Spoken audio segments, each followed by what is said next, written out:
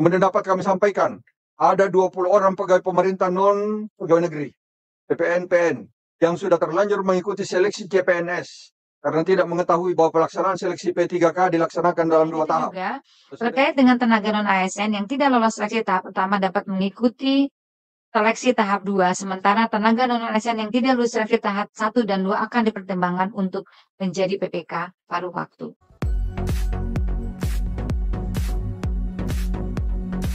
Kemudian Bapak dan Ibu, izinkan juga saya menyampaikan dasar hukum daripada pengadaan ASN tahun 2024. Selain yang disampaikan oleh Ibu Pimpinan DPRI, Ibu Kanjeng Ratu Hemas, bahwa memang dengan kita sudah ada dasar hukum yaitu Undang-Undang Nomor 20 tahun 2003 tentang ASN, dan terima kasih atas dukungannya bahwa memang kami sekarang sedang berjuang untuk menyelesaikan peraturan pemerintah. Peraturan pemerintah mengenai manajemen ASN sudah di meja Presiden, mudah-mudahan dalam minggu ini sudah bisa ditandatangani oleh beliau karena sudah dalam proses paraf, jadi sudah tidak ada masalah, sehingga tinggal nanti bagaimana pelaksanaan dari peraturan pemerintahnya. Kemudian yang kedua yaitu dengan PP nomor 11 junto PP nomor 17 tahun 2020 serta PP nomor 49 tahun 2018 tentang PPPK, dan kami juga sudah menerbitkan peraturan Menpan nomor 6 tahun 2024. Dan untuk pengadaan ASN ini ada beberapa keputusan Menpan yang kita sudah disesuaikan kaitannya dengan untuk penilaian baik untuk PNS maupun PPPK, terutama untuk kaitannya dengan nilai ambang batas, kemudian persyaratan dan mekanisme dan lain sebagainya sudah kami keluarkan pula. Selanjutnya Bapak dan Ibu sekalian, di dalam layar bisa Bapak dan Ibu bisa melihat bahwa saat ini kami sudah mencantumkan mengenai bagaimana tahapan pengadaan CPNS untuk tahun 2024. Saat ini untuk yang CPNS sudah pada tahap SKB atau seleksi kompetensi bidang. Pengumuman hasil seleksi direncanakan pada pertengahan bulan Januari tahun 2025 dan akan dilanjutkan dengan tahap susunan penetapan nomor induk pegawai dan pengangkatan yang akan dilaksanakan oleh masing-masing instansi pada bulan Maret 2025. Dapat kami sampaikan Bapak dan Ibu sekalian bahwa animo masyarakat untuk mendaftar CPNS sangat tinggi. Jadi terdapat 3.572.660 pendaftar yang submit lamaran untuk memperebutkan 248.970 formasi. Jadi animonya memang cukup tinggi. Nah, kemudian Kementerian Pan-RB selanjutnya juga akan fokus untuk melakukan penataan non-ASN sebagaimana diamanatkan oleh Undang-Undang ASN, di mana di pasal 66 bahwa pegawai non-ASN atau nama lainnya wajib diselesaikan penataannya paling lambat Desember 2024.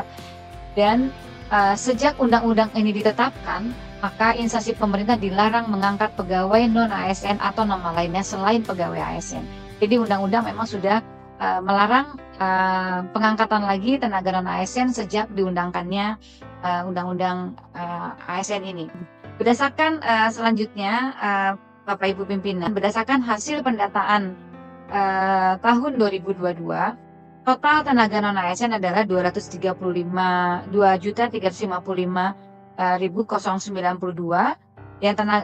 dan selebihnya memang sudah ada yang sudah kita selesaikan, dan tenaga administrasi ternyata menjadi pegawai dengan persentase terbesar yang diikuti dengan tenaga pendidik, tenaga teknis, tenaga kesehatan, dan penyuluh.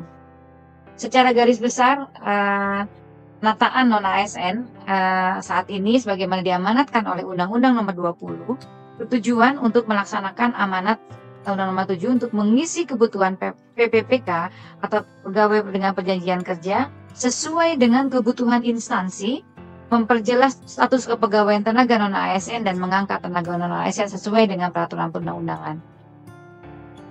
Dalam seleksi CASN untuk tahun 2024, pada seleksi PPPK formasi 100% akan diberikan untuk tenaga non-ASN. Jadi ini mekanismenya seperti tadi yang disampaikan, ada pelamar prioritas P1 dari 4 bidang, kemudian SHKP HK2, yang ketiga ada tenaga non-ASN, dan yang terdata database BKN tersisa 1,7, dan yang terakhir ada tenaga non-ASN yang aktif bekerja di instansi pemerintah. Jadi pelamar yang telah mengikuti seluruh tahapan seleksi dan tidak dapat mengisi lowongan formasi, maka dapat dipertimbangkan untuk menjadi PPK paruh waktu. Bapak dan Ibu sekalian, ini adalah tahapan pengadaan PPK-nya, jadwalnya yang sudah kami sampaikan. Nah, saat ini tahapan seleksi untuk P3K itu adalah sampai kepada tahapan seleksi kompetensi yang akan direncanakan selesai pada Desember tahun 2024. Dan berdasarkan statistik, pelamar seleksi calon P3K tahap utama 2024 lebih banyak dibandingkan dengan jumlah formasi, terutama pada jabatan guru dan tenaga teknis. Hal ini menunjukkan bahwa seleksi akan berlangsung secara kompetitif. Dan berdasarkan tren sejak 2017, formasi CASN pada tahun 2024 merupakan formasi terbesar selama 10 tahun terakhir. Banyaknya jumlah formasi berbanding lurus dengan jumlahnya banyak pelamar. Jadi saat ini pelamar sekitar 5.629.000 lebih. Evaluasi terhadap pengadaan CASN untuk tahun 2024 menunjukkan bahwa beberapa tantangan dan signifikan diantaranya keterbatasan anggaran yang menghambat pembukaan formasi dan ketidaksesuaian kualifikasi pelamar dengan kebutuhan instansi.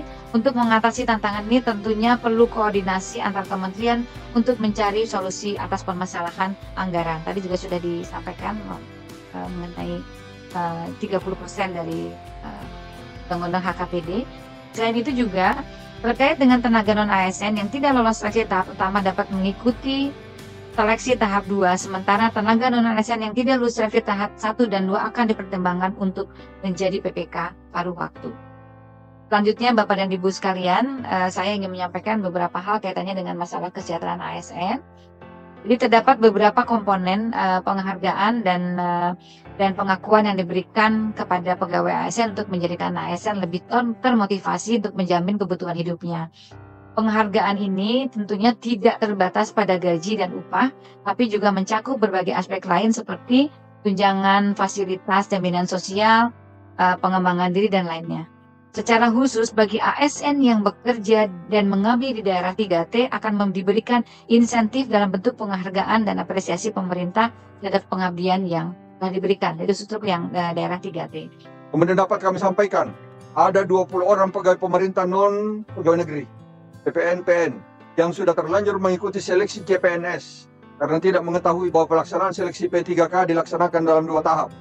Dengan melihat pasal 25 ayat 3, Permenpan nomor 6 tahun 2024 disebutkan bahwa pelamar hanya dapat melamar pada satu jenis pengadaan ASN, yaitu PNS dan P3K.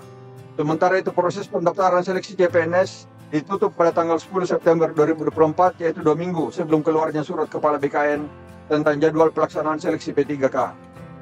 Sehubungan dengan hal tersebut, agar kiranya Bu Menteri dapat memberikan diskresi bagi PPN-PN bagaimana disebut di atas untuk diikuti dalam seleksi P3K tahap 2. Yang kedua adalah terkait dengan sistem merit dalam konteks pengadaan. Jadi kenapa tadi misalnya P3A teman-teman honorer itu tidak bisa langsung diangkat? Karena kita pun tidak mau melanggar undang-undang. Karena undang-undang itu harus melalui proses seleksi. Tapi seleksi bagi tenaga non-ASN itu sesungguhnya itu diberikan afirmasi 100%. Jadi sepanjang tadi formasinya diusulkan, kemudian mereka ikut mendaftar, maka kemungkinan besar untuk lulus jadi P3K itu bisa 100% sebagaimana disampaikan oleh Bu Menteri. Jadi termasuk di Papua, Pak. Papua itu afirmasinya bahkan untuk CPNS-nya pun berbeda, gitu ya. Karena begitu dia tidak lulus NAB maka menggunakan peringkat. Dan bahkan Pak Pimpinan, Papua itu 2021 itu formasinya 28.000 itu sampai sekarang, Pak. Cuma persoalannya mohon maaf di daerah berganti-ganti orang, Pak. Dan itu di luar kewenangan kami. Sehingga begitu orangnya ABCD tiba-tiba ada lagi di EFGH kan gitu ya. Jadi kita bingung lagi ya. Sehingga ini akan menyebabkan itulah yang terjadi. Oleh sebab itu, kesempatan untuk P3K itu bahkan Bu Menteri Kebijakan itu membuka 2 periode, Pak. Jadi ketika periode 1 tidak terpenuhi seluruhnya, maka silahkan masuk ke periode kedua. Nah, terkait dengan 30%-nya, maka disampaikan Bu Menteri tadi, ada pengangkatan P3K paruh waktu. Kenapa ada paruh waktu? Karena ada pemerintah daerah tidak bisa membayar sesuai P3K penuh waktu. Oleh sebab itu, maka diberikan paruh waktu itu supaya dibayarnya tidak dengan belanja pegawai dulu, supaya tidak mengganggu 30% tadi. Akan tetapi bagi mereka yang paruh waktu tadi, dia punya kesempatan untuk tetap dapat NIP yang sama, sehingga dia memiliki legalitas hukum dengan status kepegawaiannya. Jadi begitu nanti Pemdanya sudah memiliki anggaran untuk membayar secara penuh, maka dia boleh langsung diangkat. Tapi dia tetap sudah memiliki NIP.